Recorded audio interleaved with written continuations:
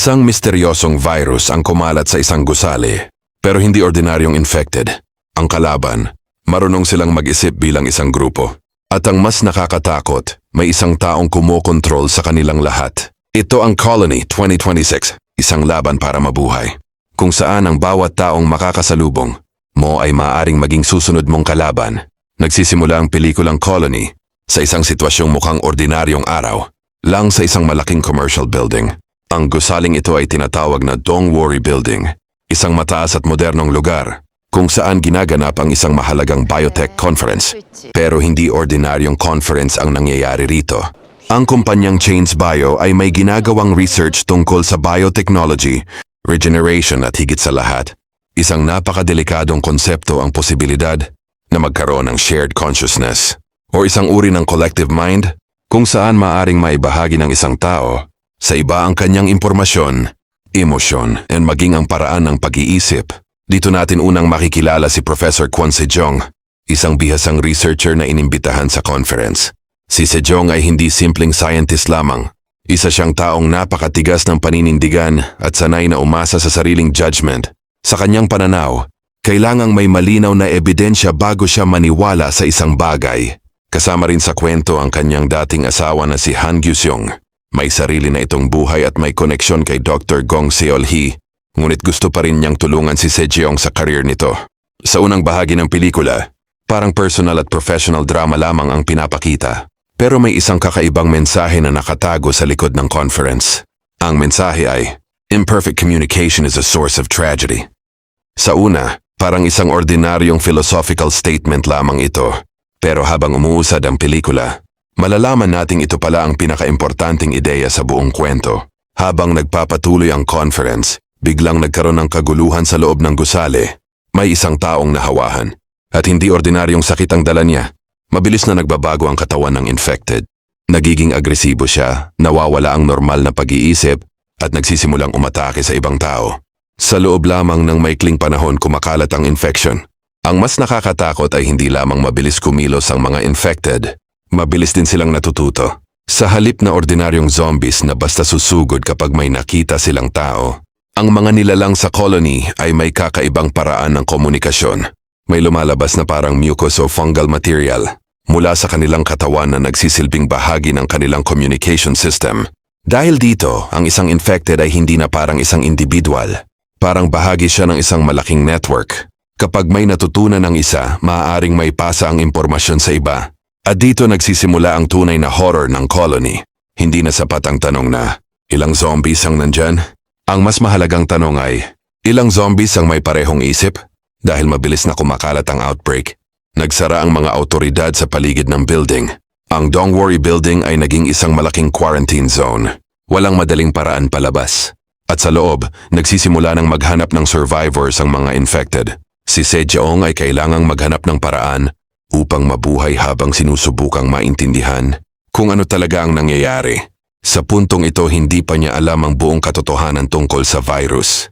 Ang alam lamang niya ay may mga taong biglang naging violent at may tila isang kakaibang pattern sa kilos ng mga infected. Kasabay nito, may iba pang survivors na nagsisikap ding makaligtas. Isa sa kanila si Choi Hyun-seok, isang security guard. Si Hyun-seok ay may kapatid na si Choi Hyun-hee na may kapansanan. Bago pa tuluyang bumagsak ang sitwasyon, sinusubukan ni Hyun-seok na protektahan ang kanyang kapatid. Pero habang kumakalat ang infection, nagiging mas mahirap ang lahat. Ang building na dati ay puno ng mga empleyado. Bisita at researchers ay unti-unting nagiging isang napakalaking maze ng kamatayan. Bawat hallway ay maaaring may infected. Bawat pinto ay maaaring may naghihintay. At ang pinakamasama, hindi mo maaaring malaman kung ang naririnig mong tao sa kabilang side ng pinto ay isang survivor o isang infected na marunong ng manggaya. Habang nag-iimbestiga si Sejong, unti-unti niyang natutuklasan na hindi aksidente ang nangyari. May taong nasa likod ng outbreak at ang taong iyon ay si Seo Young-cheol na tinatawag ding Su sa ilang English language discussions ng pelikula. Si Su ay isang researcher na may koneksyon sa research tungkol sa shared consciousness. Pero bakit niya ito ginawa? Dito nagiging mas personal ang kwento. Si Su ay may malalim na galit sa mga taong nasa paligid ng research project. Ang kanyang research ay ninakaw. Si Kang Woo-cheol ay may papel sa pagkawala ng kanyang trabaho at sa paggamit ng kanyang research. Samantala, may sariling conflict si Sejong sa pamilya ni Soo. May mga nakaraang pangyayari na nagdulot ng pagkamatay ng kanyang ama at nagpalalim sa kanyang paniniwalang ang mga taong tulad ni Sejong ay hindi talaga nakakaintindi sa buong sitwasyon. Para kay Soo, hindi lang ito simpleng paghihigante. May ideolohiya siyang sinusubukang patunayan. Naniniwala siya na ang problema ng sangkatauhan ay ang miscommunication. Hindi nagkakaintindihan ng mga tao. Nagsisinungaling sila. Nagtatago sila ng impormasyon. At dahil dito nagkakaroon ng betrayal, galit at kamatayan. Kaya ang solusyon niya, tanggalin ang pagkakaiba ng isip ng bawat tao. Gawing isang malaking collective consciousness ang lahat. At ang virus ang naging paraan niya para gawin iyon. Dito lalong nagiging kakaiba ang colony. Napapansin ng survivors na ang infected ay hindi lamang basta sumusugod. May mga pagkakataong gumagamit sila ng tools. May mga pagkakataong ginagaya nila ang behavior ng tao. At higit sa lahat nakikipag-coordinate sila. Kung may isang infected na nakakita ng isang bagay, maaaring malaman iyon ng iba. Parang isang malaking colony ng mga langgam. Iyon ang dahilan kung bakit tinawag ang pelikula na Colony. Ang isang zombie ay hindi na isang zombie lamang. Bahagi siya ng isang sistema. At si Soo ang pinakamalapit sa pagiging central controller ng sistemang iyon. Sa isang bahagi ng kwento, napunta sina Nayeon at So Eun sa isang warehouse kasama ang ibang survivors. Sa puntong iyon, umaasa sila na may darating na rescue team. Si Sejong naman ay kailangang kunin ang cellphone ni Lee upang makontak ang mga autoridad at maipaalam ang kanilang lokasyon. Akala ng survivors ay ligtas sila, pero narinig ng isang infected ang kanilang communication. At dito ipinakita ng pelikula kung gaano kalaking problema ang hive mind. Nalaman ng infected ang kanilang lokasyon, at sa halip na basta salakayin sila, gumamit sila ng deception. Nagpanggap silang rescue team. Nagkaroon ng communication mula sa labas. At dahil desperado ang mga tao sa loob na makatakas, nagbukas sila ng pinto. Pero ang nasa labas ay hindi rescue team, mga infected yon. Ito ang isa sa pinakamalaking punto ng pelikula. Kapag ang kalaban ay may access sa iyong impormasyon, maaari niyang gamitin ang iyong sariling pag-asa laban sa iyo. Sa kaguluhan, nahawahan si So Eun. At dahil infected na siya, nagsimula rin siyang magbago. Sinubukan ni Nayeon na tumakas at mabuhay.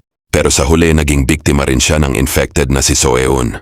Ito ang isa sa mga eksenang nagpapakita na kahit ang mga taong magkakasama kanina ay maaaring maging magkaaway sa loob lamang ng ilang minuto. Hindi mahalaga kung kaibigan mo siya. Hindi mahalaga kung kasama mo siya kanina. Kapag infected na siya, bahagi na siya ng ibang system. At ang mas nakakatakot ay maaaring ginagamit lamang ng infected ang kanyang dating mukha at kilos upang linlangin ang iba. Habang patuloy na iniimbestigahan ni Sejong ang nangyayari, mas lumilinaw ang tunay na plano ni Soo. Hindi niya gustong simpleng patayin ang mga tao. Gusto niyang baguhin ang paraan ng pagkakaroon nila ng consciousness. Gusto niyang alisin ang boundary sa pagitan ng mga tao. Sa kanyang pananaw, kung alam ng lahat ang iniisip at nararamdaman ng iba, hindi na magkakaroon ng misunderstanding. Walang lihim, walang pagtataksil, walang maling interpretasyon. Pero ang problema, para makamit niya yon, kailangan niyang alisin ang pinakamahalagang bahagi ng pagiging tao, ang sariling isip. At dito nagiging ironic ang buong kwento. Ang isang taong gustong wakasan ang tragedy na dulot ng maling communication ay gumagawa naman ng napakalaking tragedy upang makamit iyon. Habang lumalalim ang investigasyon, may isa pang malaking revelation. Maaaring nasa katawan ni Soo ang susi sa vaccine dahil siya ang central infected at may kakaibang resistance o biological connection sa virus. Ang kanyang dugo ay maaaring gamitin upang makagawa ng antidote. Kaya nagkaroon ng malaking dilema. Kung papatayin nila siya, maaaring matapos ang kanyang control sa infected. Pero mawawala rin ang posibilidad na magamit ang kanyang katawan para gumawa ng vaccine. Kung pananatilihin naman siyang buhay, patuloy niyang makokontrol ang mga infected. Kaya kailangan nilang pumili. Kaligtasan ngayon o posibilidad ng lunas sa hinaharap. Sa bandang huli nagkita-kita sina Sejong, Hyunseok at Soo sa laundry room. Napakalaki ng tension. Alam ni Sejong na may halaga si Soo dahil sa vaccine. Pero si Hyunseok ay mas concerned sa kanyang kapatid at sa kaligtasan ng mga tao sa paligid. Hindi niya madaling matanggap ang katotohanang kailangan nilang protektahan ang isang taong responsable sa napakaraming pagkamatay. Nagkaroon ng confrontation at sa gitna ng kaguluhan, muntik nang patayin ni Hyunseok si Sejong. Pero biglang dumating ang isang infected na hindi inaasahan. Si Hyunhee. Ang sariling kapatid ni Hyunseok ay nahawahan na. At ginagamit siya ni Sue. Sa halip na isang normal na fight, ginamit ni Sue ang infected na si Hyun-hee bilang weapon. At sa pagkakataong iyon, namatay si Hyun-seok. Isa ito sa pinakamalaking emotional blows sa pelikula dahil ang buong panahon ay sinusubukan niyang protektahan ang kanyang kapatid. Sa huli, ang mismong kapatid niya ang naging dahilan ng kanyang pagkamatay. Habang nagkakagulo ang lahat, dumating ang tunay na SWAT team. Ito ang nagbigay ng pagkakataon kay Sejong na makatakas. Si Soo naman ay nahuli. Pero hindi ibig sabihin nito ay tapos na ang lahat. Dahil ang tunay na problema ay hindi lamang si Soo. Ang problema ay ang hive mind. Habang buhay pa ang connection niya sa mga infected, mayroon pa siyang paraan upang kontrolin ang mga ito. Kaya kailangan pa rin siyang pigilan. At dito nangyari ang pinaka-weird ngunit pinaka-importanting strategy sa ending. Napansin ni Sejong ang isang kakaibang behavior ng infected.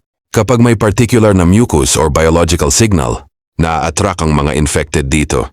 Parang mga langgam na sumusunod sa isang trail. Kaya gumawa si Sejong ng isang plano. Gagamitin niya ang collective behavior ng infected laban mismo sa kanila.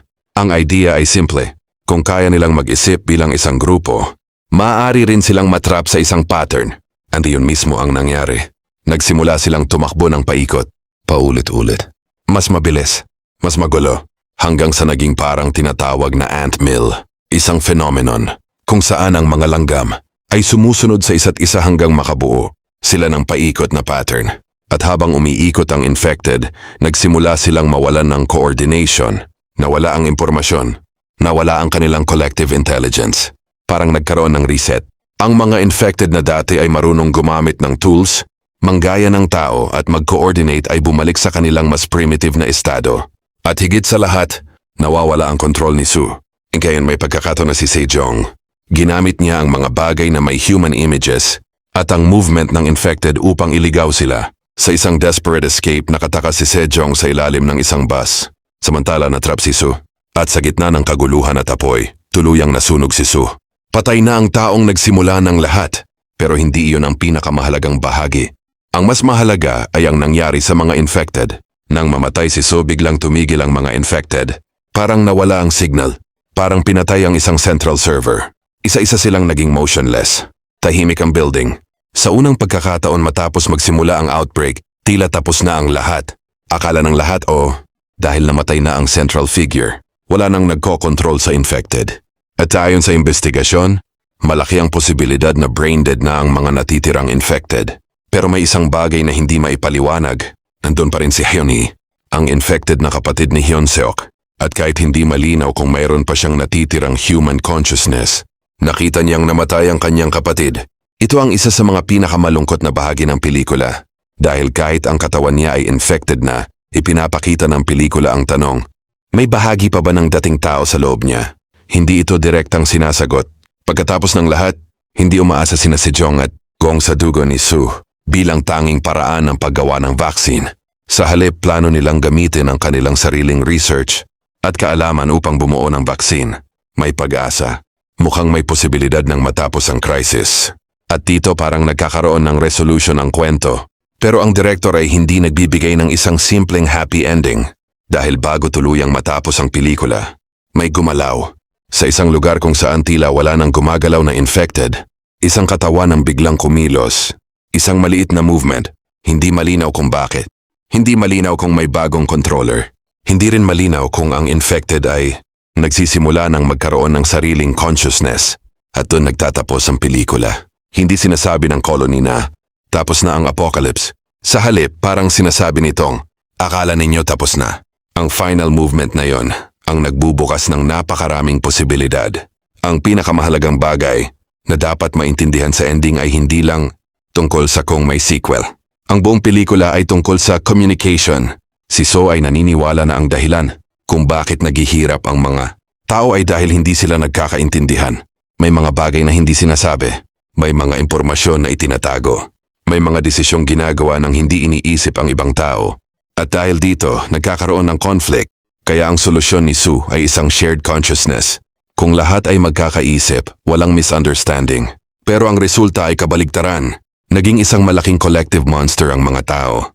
Nawala ang individuality. Nawala ang freedom. At higit sa lahat, ang taong gustong kontrolin ang communication. Nang lahat ay nauwi rin sa pagkatalo dahil sa kawalan niya ng tunay na communication. Ito ang isa sa pinakamagandang irony ng pelikula. Si Sue ang eksperto sa shared consciousness. Kaya niyang kontrolin ang napakaraming infected. Pero nang magsimula ang Aunt Mill effect, hindi niya naintindihan kung ano ang nangyayari sa kanyang sariling network. Nawalan siya ng kontrol. Ang mga infected na dati niyang ginagamit bilang extension ng kanyang isip ay naging unpredictable. Sa huli, ang kanyang sariling sistema ang naging dahilan ng kanyang pagkatalo. Kaya maaaring sabihin na hindi lamang siya natalo ni Sejong. Natalo siya ng sarili niyang konsepto. Ito ang pinakamalaking mystery ng colony. May ilang posibleng interpretasyon. Una, maaaring hindi talaga completely dead ang lahat ng infected. Ikalawa, maaaring nagsisimula ng magkaroon ng bagong form ng collective consciousness. Ikatlo, maaaring ang virus ay may kakayahang mag-evolve kahit wala na si Sue. At ikaapat, maaaring sinadya talaga ng pelikula ang ambiguous ending upang ipakita na hindi sapat na patayin ang isang central controller para matapos ang isang biological threat. Ang mahalaga ay hindi ipinapakita ng ending na bumalik si Sue. Sa halip, ipinapahiwatig nitong may posibilidad na ang virus mismo ang natututo. At kung ganun nga, mas nakakatakot iyon kaysa sa isang taong kumokontrol sa mga zombie dahil wala nang kailangang pumatay. Wala nang kailangang magbigay ng utos. Ang virus mismo ang maaaring magsimulang matuto. Sa unang tingin, zombie movie lang ang colony. May infected, may dugo, may habulan, may survival, may mga taong nakakulong sa building. Pero sa ilalim ng lahat ng iyon, may mas malaking tanong ang pelikula. Mas mabuti bang maintindihan ng lahat ang isa kung kapalit naman nito ay mawawala ang pagiging individual natin?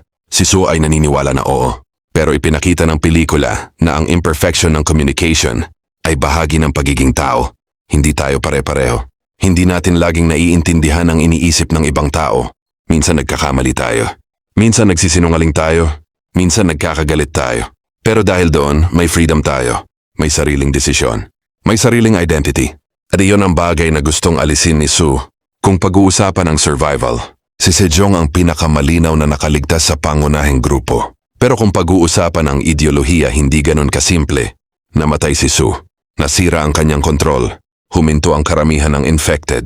Pero ang virus ay maaring hindi pa tuluyang tapos. At dahil sa huling galaw ng isang infected, hindi natin masasabi kung tunay na nawala na ang threat. Kaya ang ending ng colony ay hindi isang traditional happy ending. Ito ay isang warning. Maaring nakaligtas ang mga tao sa building. Pero ang tanong ay, nakawala ba talaga sila sa colony? At kapag ang isang infected ay muling gumalaw, malalaman natin na maaring ang nakita natin sa buong pelikula ay hindi pa ang katapusan ng outbreak. Baka iyon pa lamang ang simula. Ang aral ng colony ay ipinapakita na hindi lahat ng problema ay nalulutas sa pamamagitan ng kontrol at kapangyarihan. Kapag nawala ang tiwala at maayos na komunikasyon, maaaring humantong ito sa takot, kaguluhan at trahedya. Sa huli, mas mahalaga pa rin ang pagtutulungan, pagkakaunawaan at pagrespeto sa sariling desisyon ng bawat isa.